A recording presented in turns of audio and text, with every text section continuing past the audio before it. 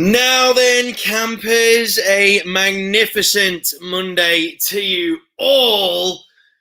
What a start to the week it's been, my friends. I hope you've had yourselves a brilliant, outstanding, gut-busting Monday. It is Andy here with another Ask Andy Anything. My friends, I hope you had a great weekend. How was the start to your week, though?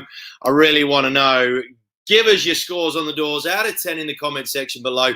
Let me know how you are faring. It has been a massive 36 hours or so, especially down here in Metro Melbourne. But there has been a much greater level of energy kicking around town and across the country.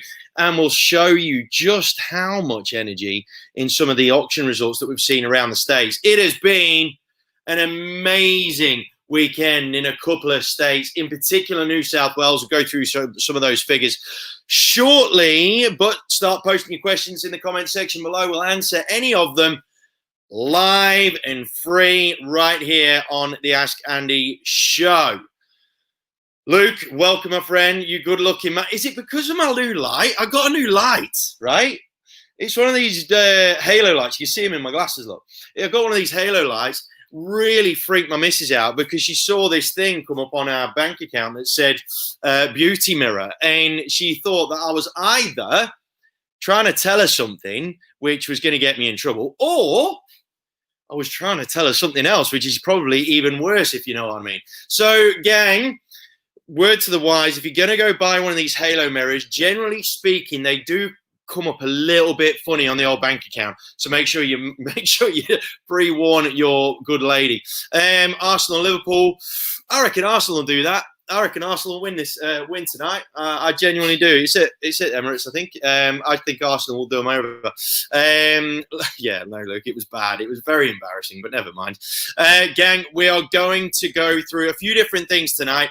I want to talk about the vibe in and around Melbourne, some of the feedback that I've been getting from the changes that went through yesterday and got clarified, confirmed, all the rest of it today, which is good. Also want to talk about, we're going to go around the States and go through all the facts and figures from the weekend's action. And then I've got a question that came up today in one of my mentoring sessions about trying to get some of these on-the-fence vendors into action right now. Clearly, understandably, a hell of a lot of the marketplace, a hell of a lot of the public are just so apprehensive towards doing like anything right now, which is completely understandable. But what can we do to effect positive change and actually give them some positive reinforcement? No tricks, no tactics, no sort of weird and dodgy sort of sales lines or anything like that. I want to provide you with some genuine action that can give them some genuine positivity. There's a real way that you can do this, gang, and I'm going to talk about that as well.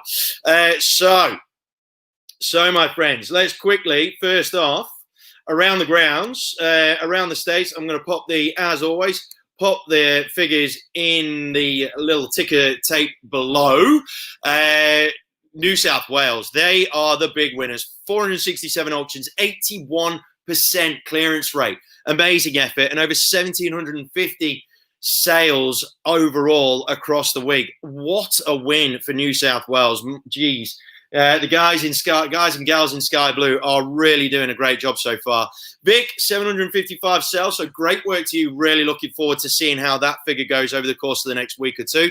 Queensland, a little bit of a dip, but an increase in private sales, 1286. South Australia, 84%, a great improvement. Western Australia there, 512 sales, great move. ACT, wow, you lot obviously are some Rolls Royces up there in the main state where all the polys live and all that sort of jazz. You have done a cracking job again and again and again, and a crazy outcome there for New South Wales. I know that the numbers aren't as high by a long way, but to have that level of consistency over 90% is an amazing job in any way, shape or form you can have it. Northern Territory's private sales went up, as did Tassie's. Well done to the fairer states. Nick, nice to see you, my man. Talk to you tomorrow morning. Got those details that we talked about earlier. All right, gang. I'm going to leave those around the states ticking along. If you are in a different state or wherever you are, please share in some success stories from the weekend or from last week, generally speaking, aside from the big win, which was down in Metro Melbourne, and that change in protocol set by Captain Dan, thankfully, to allow for one-on-one inspections to take place. Now, the update that we've had today, my friends, having had the REIV go through things with a bit more of a fine-tooth comb, residential property is fine to be doing private inspections on. Commercial property, sadly, is still in lockdown, which is no good at all. A bit naff, if you ask me. But their reasoning is about shelter. They're saying that they are allowing things to happen purely from a shelter point of view, which, you know, that's probably in line with everything that they've been going on about anyway, to be fair. But we'll keep banging down the door until we can get some commercial action rocking and rolling as well. Photography, marketing materials, all that sort of stuff is good to go, which is great.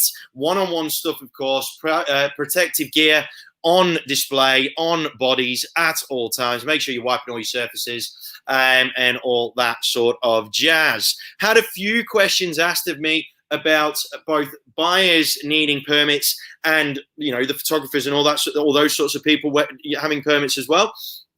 Gang, if they are buyers, obviously it's not like they're driving for business as such. If it was me, I would just reiterate what I said last night. Send them a written email confirmation with a date, time, and address that they are going to meet you at, so that they have something to hand. Tell them to either have it on their phone or get them to print it off so that they can have something there for the rozzers if they do get pulled over. Now, photographers and whatnot, ultimately, you are your own business, so it is your responsibility to have your own permits. Okay, just because you're coming to do work for a real estate agent, you still have a responsibility to your own business. So make sure that you get everything crossed and dotted and what have you. Better to go over than under. Don't go under prepared and take a chance. Just go over prepared, and then you don't even have to worry about it one little bit. So the initial reaction clearly is one of satisfaction from the vast majority of real estate professionals in the space in Metro Melbourne. I had a few of my clients that set themselves a challenge, which I thought was really cool, to see how many inspections they could get booked in 24 hours, in one day of work, and, you know, some figures around like 42 inspections here, 30 inspections there, 50 inspections with a team, which was amazing to see. Gang, those sorts of numbers are great, and they are things that can motivate you and motivate each other to keep on pushing on and get the dust off the brains and really get stuck back into action.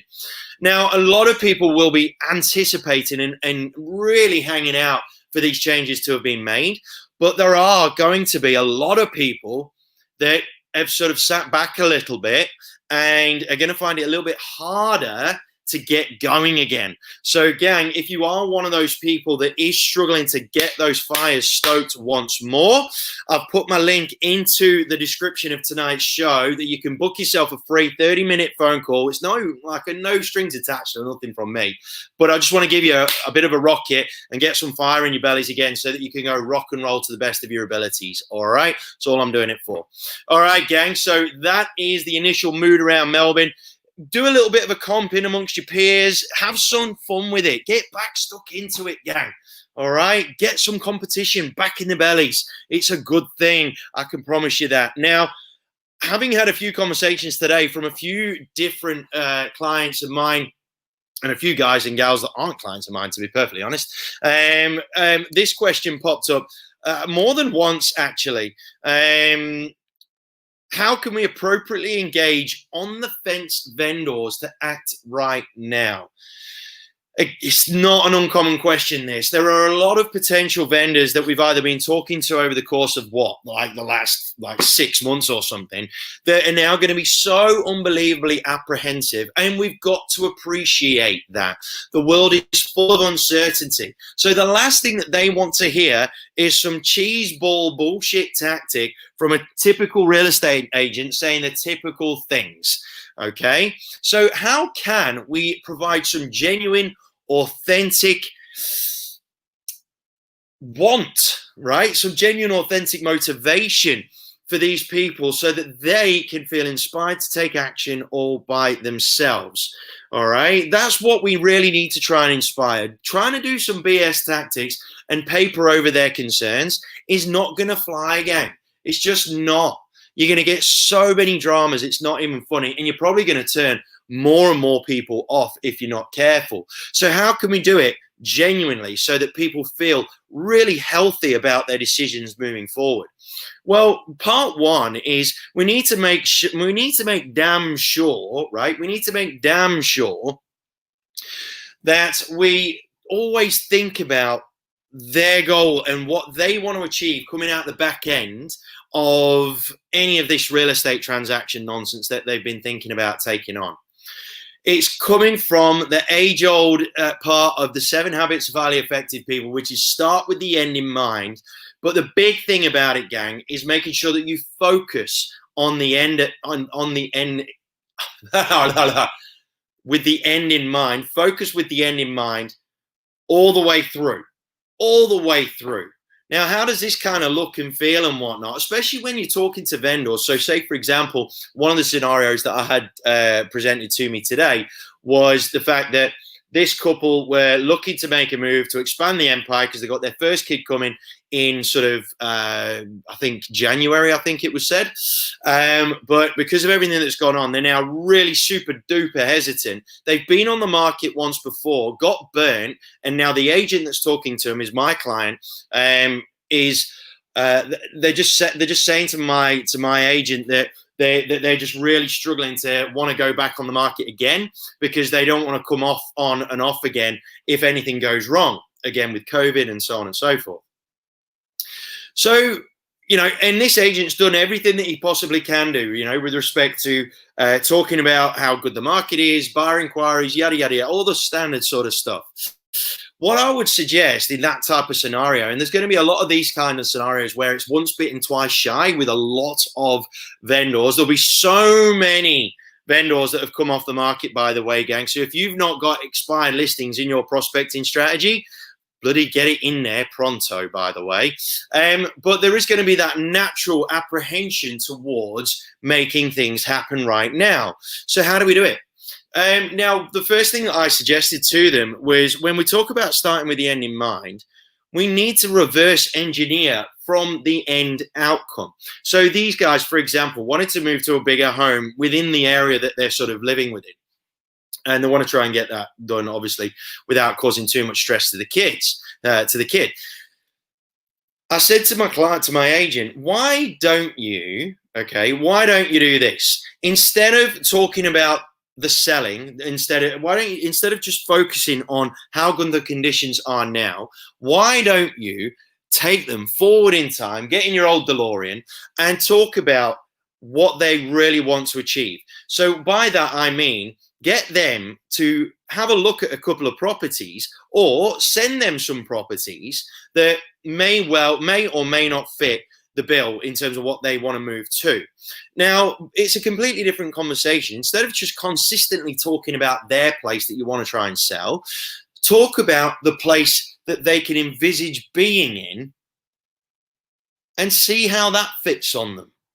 So when you're doing this, right, the best thing to do, as far as I'm concerned, just in my opinion, is talk about what they want to achieve. Ask them, how would it feel for them to be moved by the time the little one arrives? So that's for this pregnant example, but you could equate it to any sort of deadline that anybody has. How would it feel to be able to have achieved your goals within the time frame? Oh, it'd feel brilliant. It'd feel amazing. Now, these guys aren't necessarily financially motivated. They've got a good degree of flexibility in what it is that they're happy to take for their property. So they're perfectly reasonable people.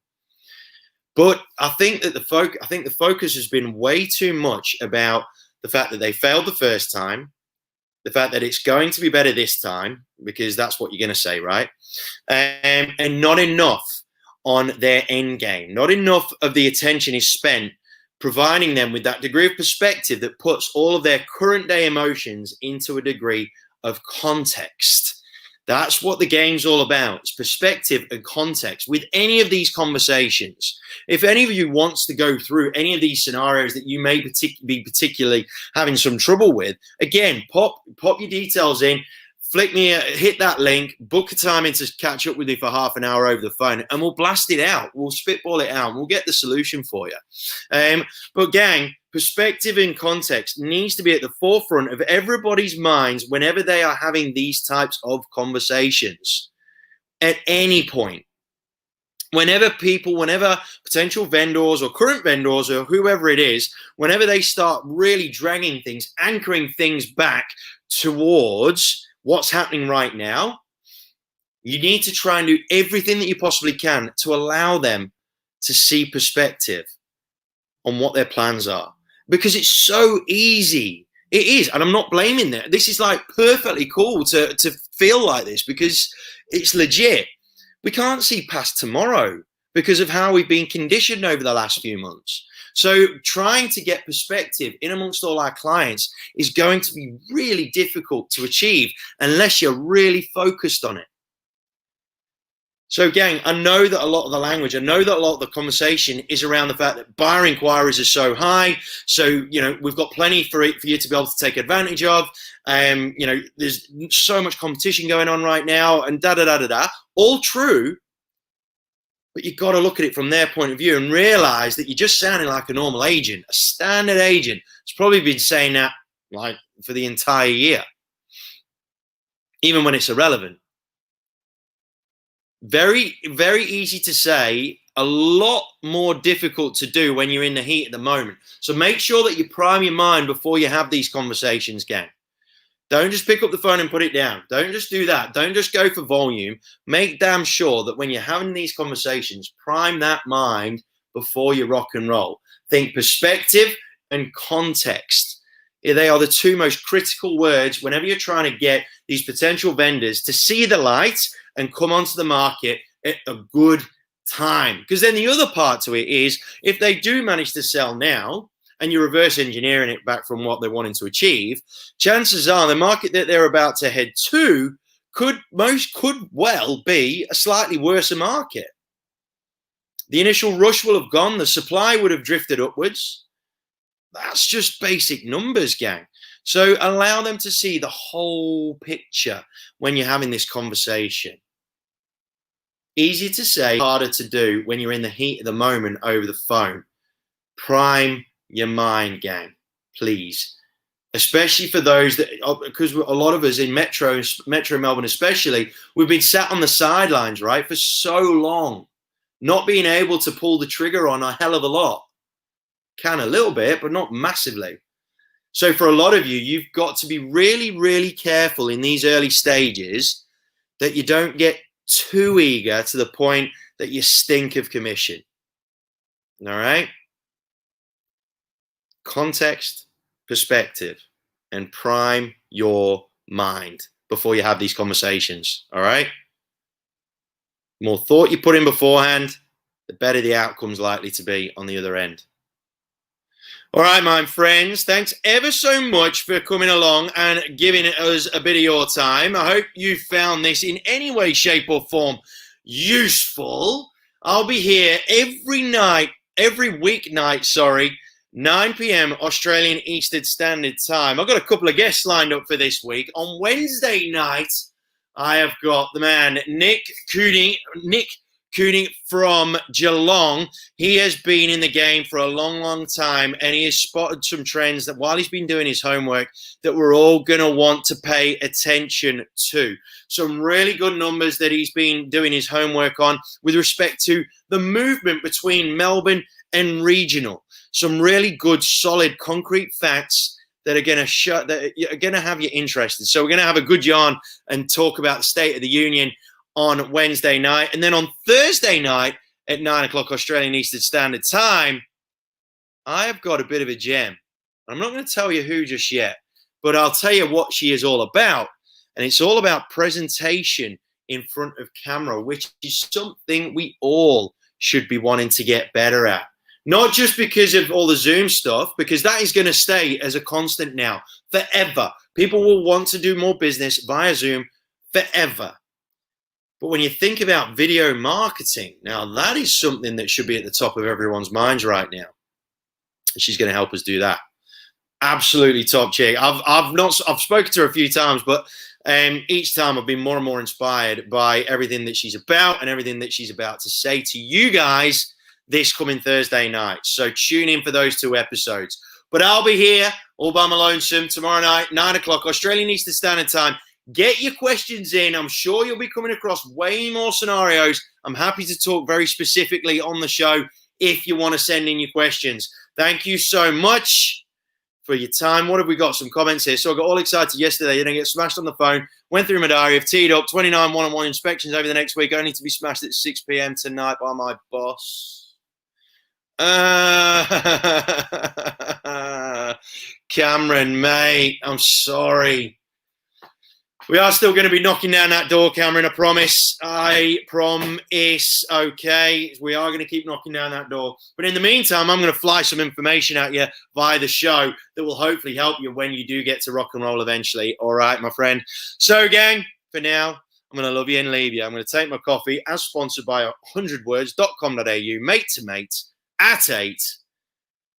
Brilliant mental health charity based in Melbourne. So get around it if you are feeling the strain a little bit. But for now, gang, stay safe, stay healthy. Most importantly, stay happy. Take care, gang.